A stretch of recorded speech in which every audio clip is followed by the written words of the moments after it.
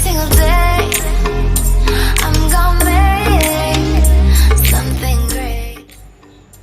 What's going on, YouTube Nation? Welcome back to Project X Garage. My name is Rich, and today's topic of discussion is, well, that sucks. And today, I found out what really sucks is when you're moving an engine block across the garage, take time to move the carpet first. Because I found out the steel wheels don't wrinkle like rubber does, but carpet does wrinkle. And when the carpet wrinkles, traction sucks.